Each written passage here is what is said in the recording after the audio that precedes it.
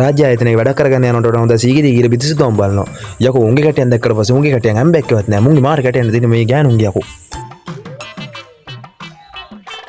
Miss මට උප්පැන්නක් ගන්න පුළුවන්ද? ආ උප්පැන්නක්ද? ඔව් මේ. නැත්නම් තෝගේ උප්පැන්නක් ගන්න මං එනවයි. ආ ඔව් දෙන්න. මොනවාද අපි මේ අහලා තියෙන්නේ? මව බඳින්න කලින් මව ගෙනම ඇටි ගෙල් කාපු නරි මෝකලන් ගල්වැලි බස් ටික මොනවාද යකෝ මේ අහලා තියෙන්නේ? යකෝ මොන් හිතුවත් දන්නේ අම්මා බදිද්දි හොස්පිටල් එකෙන් ආයේ ලේබර් රූම් දාලා උප්පැන්න හදනවා කියලා. අවුලක් නෑ. ඔන්න එහෙම මොකර ඔට්ටපාලුවක් ඔබලා දානවා.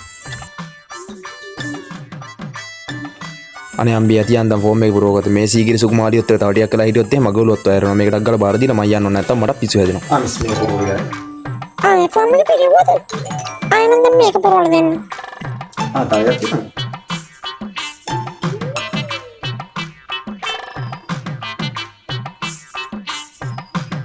මේ මොකද මේ?